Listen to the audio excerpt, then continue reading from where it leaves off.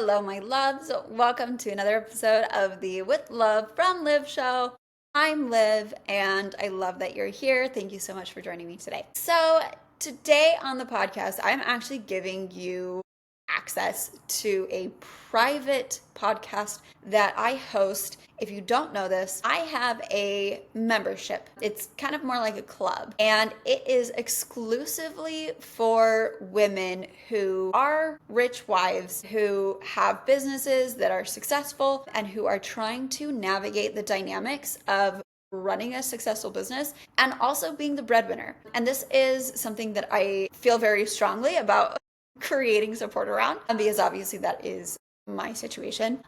And this is a very new phenomenon that just I'm seeing a lot. I went to a roundtable for female CEOs, and it was this room full of women who were amazing. They all had their own businesses, they were all married, and they all had different pain points in the business. But what I thought was interesting is that they all shared the same pain point, that navigating the success in their business and how that impacts their marriage, especially as women who are not like oh, I want to do everything myself and men are trash and whatever. These are women who really value their husbands, who really value their marriage, and who just are so successful. And sometimes finding the harmony between those two things can be hard, because it is a little bit at odds with, I teach as a dating coach. I teach about how inside a relationship, it requires a different skill set than, being a successful in the world money making business person. Because, speaking from experience, running my business requires a lot of masculine energy. But being in my marriage requires a lot of feminine energy. And sometimes I feel those two things butting heads. And I am not alone. I know for a fact I am not alone in feeling that. And so, when I was sitting around and listening to these women who all had different types of businesses, ranging anywhere from coaching to one girl did kind of VA services, one girl did investing, like angel investing. So they're all over the place with their businesses. They're all service-based businesses, which is, kind of who I speak to. But anyways, they're all married and they're all like, how do I, especially if we're working from home like I do, it can be really hard to be like, okay, when do I shift into masculine energy mode, be with the businesswoman, make some money, and when do I shift into feminine energy, let my husband take care of me and take the lead? And but I have all these ideas, and and I'm type A, and I don't necessarily resonate with the soft wife thing. Like, honestly, I tried it. I was bored. I was super bored. I don't like to do nothing. I like to be productive. I like to create. I'm always having these ideas of ways that I could help people and create new programs. And I just don't like to just sit and do nothing. Occasionally that's fine on a Sunday. I'll probably sleep most of the day. But for the most part, I like to do. And I like to do fun stuff, and I like to make money. I really like to make money. So, I'm not necessarily sitting there thinking about baking bread. If you're into that, that's cool. Anything really to do with the kitchen. I've sometimes thought about starting kind of a dessert business. Here's some of my lore is when I was a kid, I did 4-H and I did cake decorating. And I actually love that. So sometimes I'm like, maybe I'll start one of those really cutesy desserts. I don't want to run a shop, but an Instagram page and whatever. Anyways, tangent. Because the point is that I like to do. I'm not sitting here being like, it's a flaw that I can't sit still and it's a trauma response or whatever. I don't care. I'm happy with who I am as a business person, and I like running a multiple 7-figure coaching business. I think that's so badass. So I'm not sitting here being like, how do I make that wrong? How do I stop loving that? How do I, whatever, not into it. So anyways, I started a club for women who are like me. And I know that there's a lot of you out there. And this is no shade if you don't want to work, and this is no shade if you don't want to get married. That is fine. My businesses are not for you. Just it. But if you are someone who likes to create and you want to be successful and you love making buckets and buckets of money, and you also really value your relationship and you really want to have that more traditional at-home role with your husband where he's the leader and you get to be taken care of, then you're in the right spot. So I am going to go ahead and just let you dive in.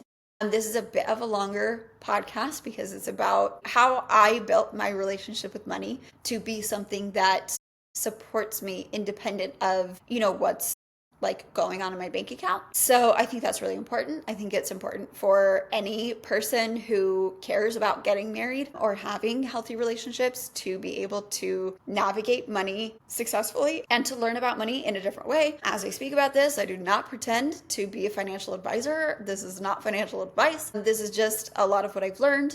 So please enjoy. I am specifically coming in today to answer a question that was asked by a fellow breadwinning wife who asked me specifically to answer, how did I build a healthy relationship with money? And I think that this is a really great question because, one, obviously, because I am a relationship coach first and foremost. That is, what I have built my entire business around. And being a relationship coach, the number one issue in all marriages is money. Always. It just there are obviously people who have irreconcilable values or differences who maybe should have never gotten married or drastically changed. But at the end of the day, what I see is that most issues are coming down to something to do with money. So either one of you feels like there's not enough, both of you feels like there's not enough, you're not on the same trajectory. And this is something that I think is becoming more and more common that no one has ever really navigated before, which is when you, as the wife, have a successful business and you have a lot of money, but your husband isn't necessarily there, and what that leads to. Because obviously that's going to lead to tension, that's going to lead to disagreements and other issues in the marriage, but that can also lead to issues in your business success. And the thing that I think is most important about this discussion today is that money is all relative, right? And I know people who make millions of dollars who still feel very stressed out and very in a scarcity mindset with money. I know people who make, $5,000 to $10,000 a month and they're like, I am the richest person in the world. And it really just has to be something that we can disentangle from specific numbers and break it down into a living, breathing relationship. And this is just something that no one's ever taught. So if you're listening to this and you're like, what? Or, I've never heard that, or that doesn't make sense, or whatever, that is totally fine. I want to guide you along this as best I can, but you need to know that if you've never heard this before, that's okay, because nobody teaches it. Granted, there are a few kind of rising stars that have started to teach it, and I think that's really incredible. But if you're here, then there is a good chance that this is something that you want help with. And that could be true whether you are just starting out in your business or you are making, multiple 5 or 6 figures a month and you still feel like there's this tension or this lack of support with money, which, by the way, if you're married, can then translate into feeling a lack of support with your husband, and then that can lead to some issues, right? So I'm sure that I'm just preaching to the choir here, but I want you to know first and foremost that I get you, and I'm speaking with experience here. So I hope that if you're feeling exposed in this episode, that you can also feel like you're also supported because I've been here too. I want you to also feel seen because I get it. So healing your relationship with money, or what I have done personally, and this is actually really great timing that somebody asked me this because I am starting a 90-day live course where I'm teaching my money course. This was one that I developed after I made my first multiple six figures. And that for me was really significant because I started from nothing. I started my business. I started my business and I started investing my business when I didn't have a job and I didn't have any savings. So I was literally in debt. And I started paying for coaching because I just had this like burning desire to change my life. And in the moment that I decided to invest in my business, I think ultimately the catalyst for that was that I actually had a pretty nice job before that. I finally got out of debt. I was a director. Like, I had a decent salary. I was looking at buying a home, and just kind of everything was going well financially. And so I really thought, oh my gosh, like I figured it out. I figured out money. And all it took was a much better salary. And I was driving a 1999 RAV4 that cost me $3,000. That was not hard to pay off. And at the time, I was living in a townhouse in Utah, which, I know that this is not the case anymore. But Utah was much cheaper to live in than like DC or New York or other places that I've lived. So, like my living expenses were pretty low and my salary was high.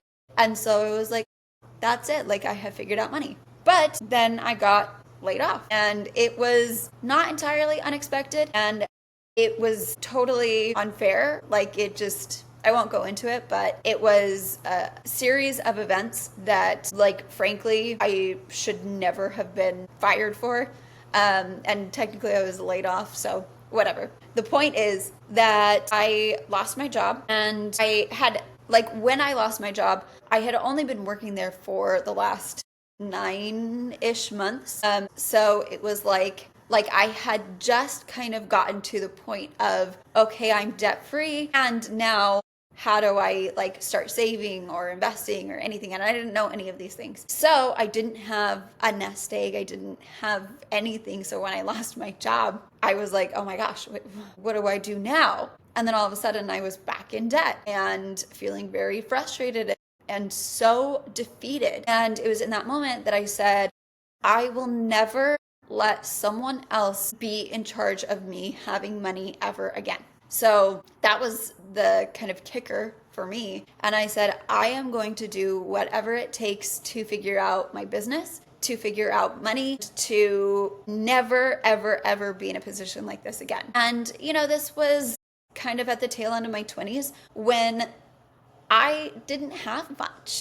I spent from years 18 to 20 when I got that job. I had been making like an average of $10,000 in a year. So, and that was like a good year was if I made $10,000 total, right? So I was quite poor. And then I got this job and I just was so sure that would fix everything, and then it didn't. And that's where it really occurred to me that it's not so much about the job or the amount as it is about the relationship and the control that I know that I have over my own finances. And so that was my jumping off point. And so I started my business, and I went into credit card debt to start it, and to start paying someone to teach me about money and to teach me about running a business. And that was in 2019. And then by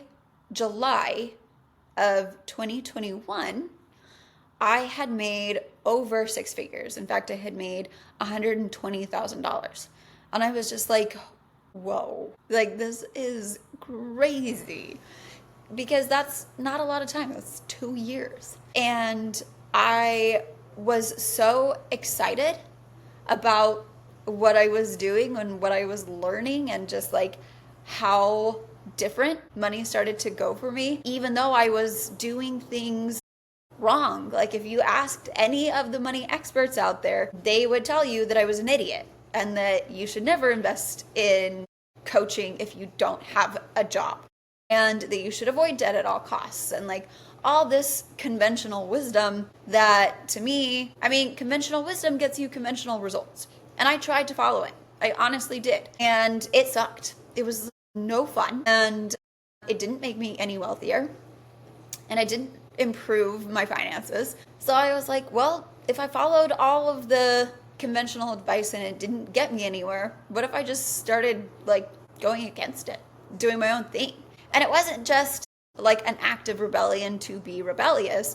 It was more so an act of faith and an act of trust in myself and in my own capabilities, and what I was able to not just create, because that, obviously is a big part of developing a business, but what I was able to sustain for the time that it took to make the money, right? So when I say, yeah, by 2021, I made over six figures. And in fact, by the end of 2021, I had made close to $250,000. And, fully transparent, this is sales and revenue. This is not purely cash. And this, I'm not accounting for like what I'm investing in coaching and in other certifications and programs and things that I'm like paying money for. So that's not profit.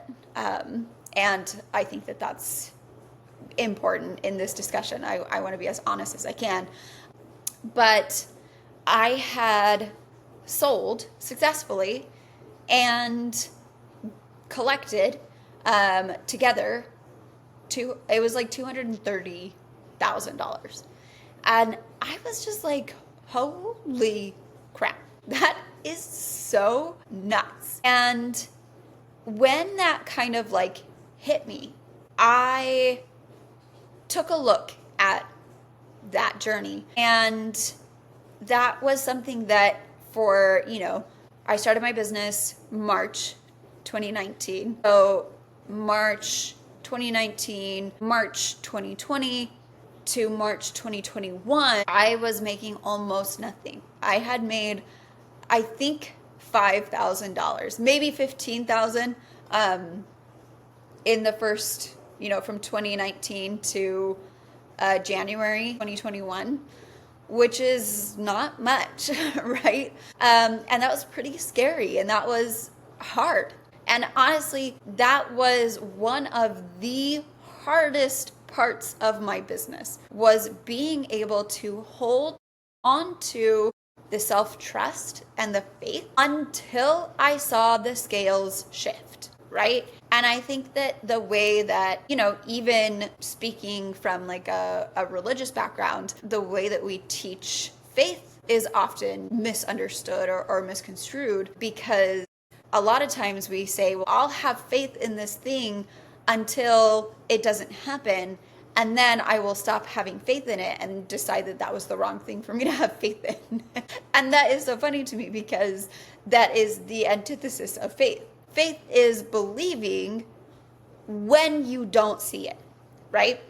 And if you put a timeline on something that you want to see and it doesn't happen by that timeline, then it is still part of the faith process to keep believing until the next day. It's not, I'll have faith until I'm proven that this doesn't come. It's, I have faith to prove that I get this thing, and I will continue to have faith until I see the proof. Like that's how faith works. And that was something that I just didn't have a lot of self-trust up to that point. I was a little flighty, and I was a little like I'd bail on things. You're 19, 20, 21, whatever. That is, I think that's fine. I have grace for myself. That was not some business mogul who had everything figured out by the time I was 25. That's okay. But when December 2021 rolled around, I was like, okay, so not only have I seen this change, but I have seen this change so consistently that I have transformed my business and I have transformed my bank account at this point, right? Because by March of 1, I had started making multiple 5 figures in my business, and I made it consistently for years. And so it was like, okay, it's not like, oh, I did this once and now I'm going to sell you how I did it. It's, I actually really figured this out, and I have the consistency to back it up. And that's when I developed the money program. And the money program was ultimately just taking a look at what I had to shift internally to be able to see that consistency and be able to see that shift in my finances. And as I mentioned, and I'm sure you can guess, a big part of that was the faith piece, the self-trust piece. Another big part of that was being able to give from a different place. And this is something that I think is very underrated, but the principle of tithing is actually so profound for changing your finances. And whether that is tithing that you give, to your church, if that is your jam, if you just give to someone or to something consistently, and the key is that it is a consistent give, right? It's not just I'm asking for money, I'm asking for money, I'm asking for money. It's also I'm asking for money and freely and generously of my own volition, giving money away. Even if it's money that I need, even if it's money that I could use, I am choosing to give. And this is important for two reasons. First is that it strengthens that sense of faith like nothing else. Because if you are able to build that inner relationship and that relationship with something bigger than you, and a big piece of the principle of tithing is honestly to trust in God to take care of you, to trust God so much that you say, hey, listen, like I recognize that this money is coming to me through you. I recognize that you're blessing me and always going to consistently choose to put faith in you and to show you that I have faith in you. I will give up 10% of my money every single month. This is what I've done, right? And in that process, the kind of second piece is that I'm also teaching myself that no matter how much money I spend, no matter how much money leaves my bank account, it will always come back to me. And money exists to circulate. It does not exist to sit. And this is my theory on like an emergency fund and why I don't have an emergency fund. I don't believe in emergency funds, because if you have an emergency fund, then you're gonna manifest an emergency to spend that money. And here's why.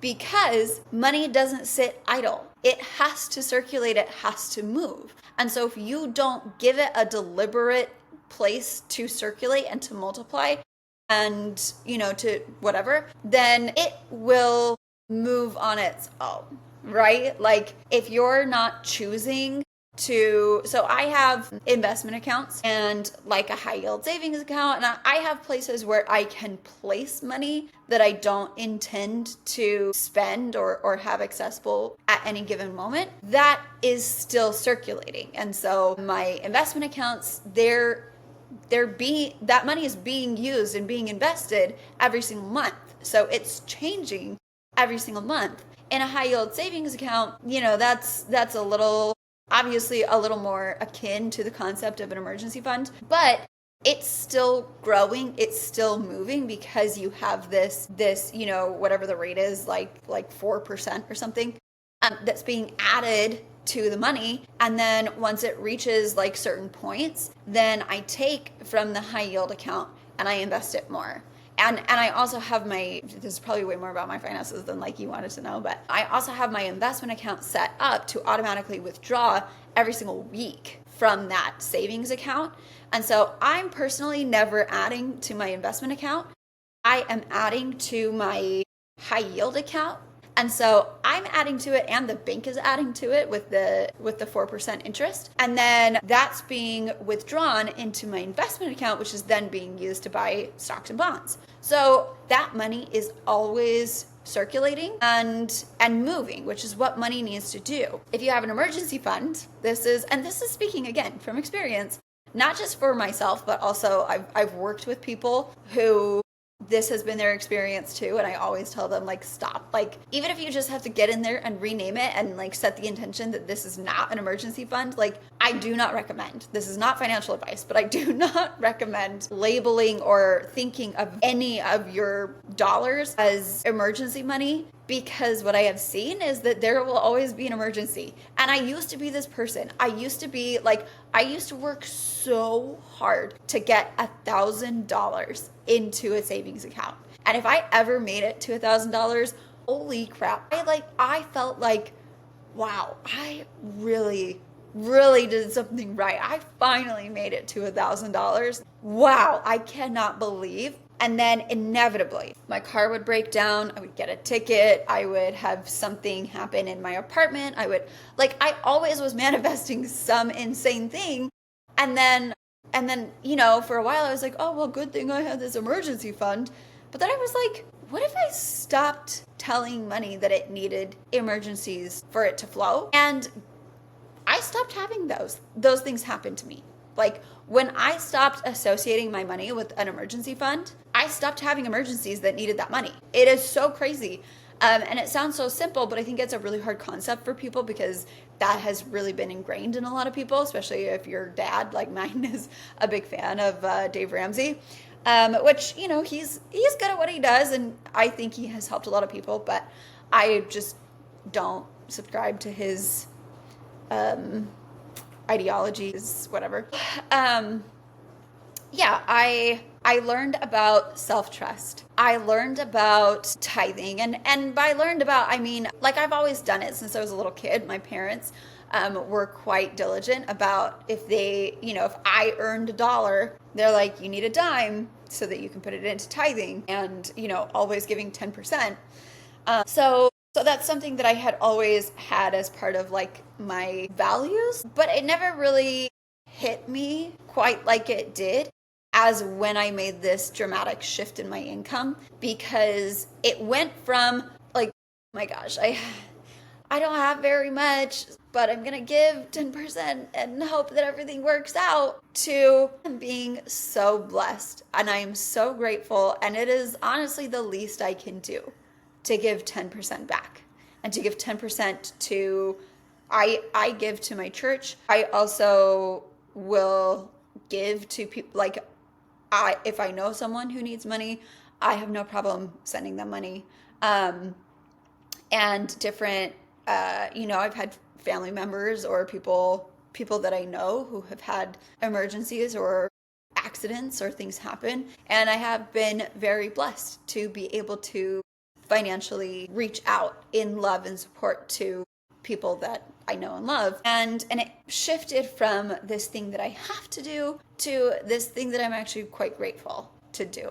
And I'm grateful that my money isn't just sitting there accumulating for me to, Scrooge McDuck dive into. Although I'm not gonna lie, that would be kind of fun. It might hurt. I am not against jumping into piles of cash. So that would be dope. But I am also not making money solely for me. I am making money for a purpose. I am making money for an impact. And I, it is my privilege and my honor to be able to, support friends' businesses. I've had clients that have been going through something really difficult that I have, I have the freedom to be flexible with them or whatever. And the point is that it stopped being something that I needed to clutch and needed to hold on to every single penny. And it really just became something that I could be excited about, that I could spend, that I could put where I feel like it will be most beneficial to me, and that I can share, and that I can give to other people, and that I can invest in other people's businesses and other people's ideas, and in the church that I belong to, that I believe in, that gave me this value system and this knowledge of God. I love all of those opportunities, and it gave me the opportunity to let my husband quit his job. And that's huge. And he did that in 2021 because my business took off, right? And it was after my business had started doing multiple 5-figure months. And, it was still really scary. And this will be another podcast episode, what I wish that I knew before telling my husband to quit his job so I could be the breadwinner. But when I saw that consistency, and I understood that the consistency in sales and clients and deposits and money flowing in through my business wasn't coming because I had a perfect business, wasn't coming because I had these perfect systems or ads or anything else, but because I believed so much in my vision and what I wanted to create and accomplish, and trusting myself to show up and to be consistent as long as it took, that is when things really changed. And so, of course, after I did that consistently enough to make literally $250,000, then I was like, well, maybe I've really tapped into this. So I started teaching it as a course.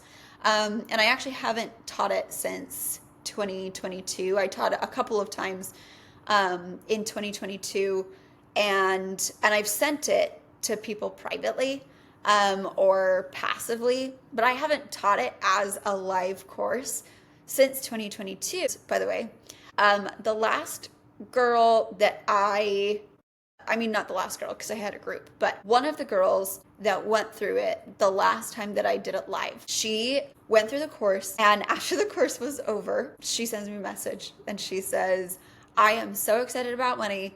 I quit my job.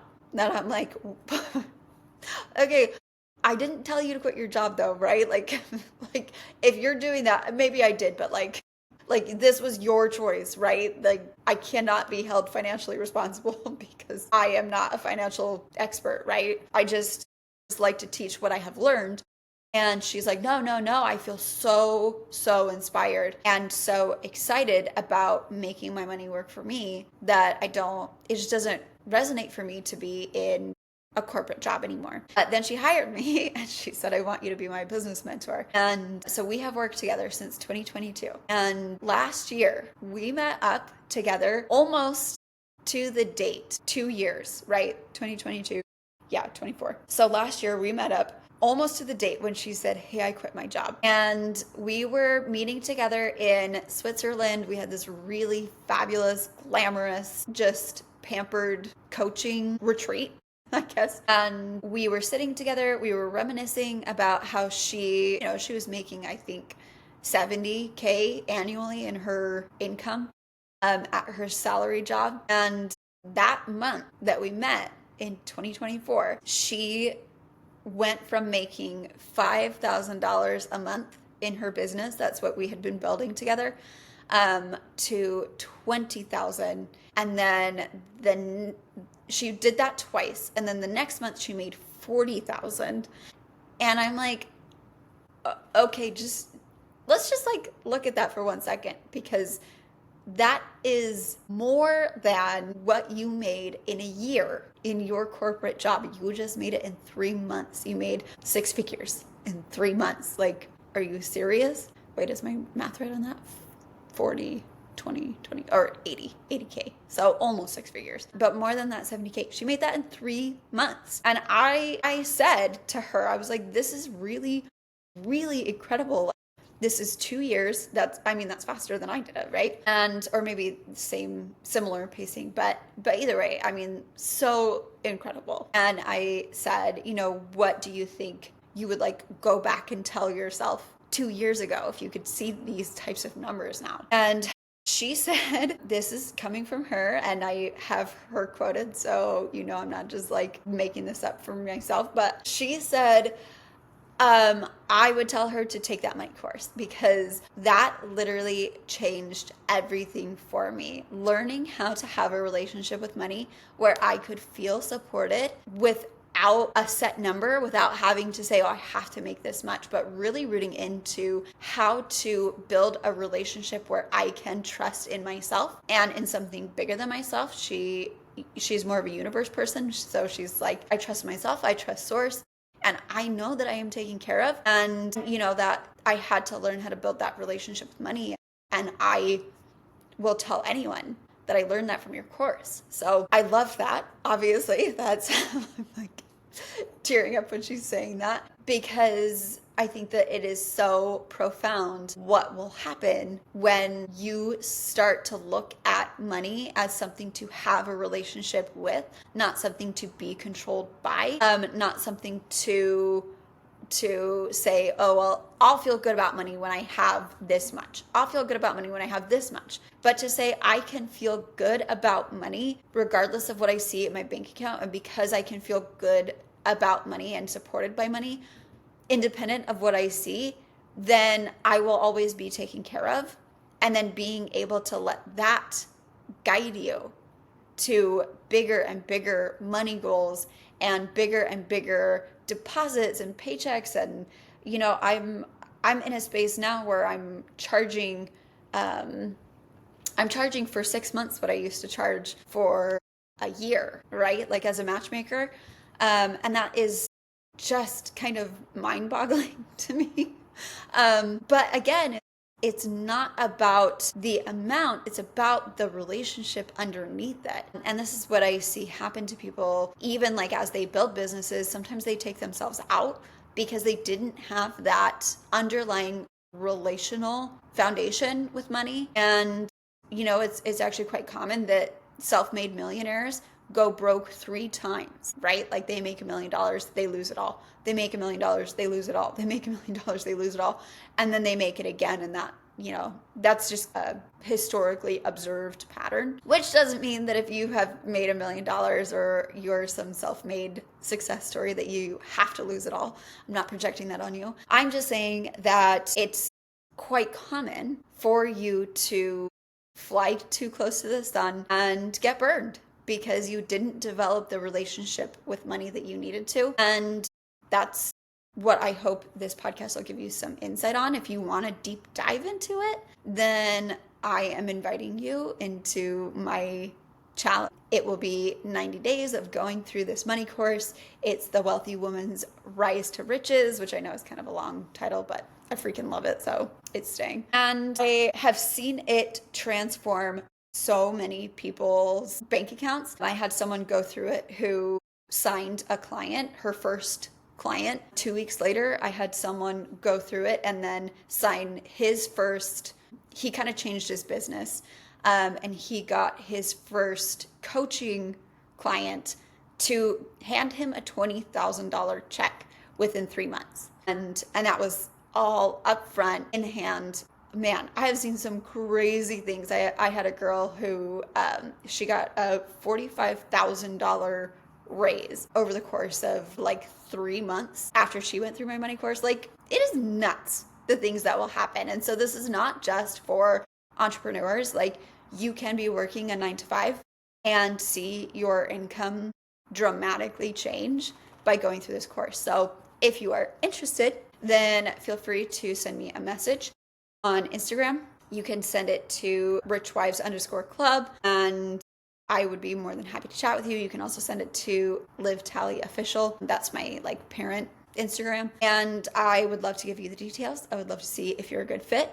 I rarely ever open my courses to just anyone, especially if they're live. So I do want to meet you and see if it'll really help you, because I'm not just here to take your money. I'm here to actually help you change things. So if you're not in headspace for that, then it doesn't serve me and it doesn't serve you. But if you are, it will be a mutually beneficial experience. So would love to help you with that. I know this episode is a little bit longer, but I could talk about money forever, right? It's a hot one. So I hope this helps. I hope you made it through the whole thing. And I would love to talk to you about joining my money course. Okay? Love you. Talk to you soon.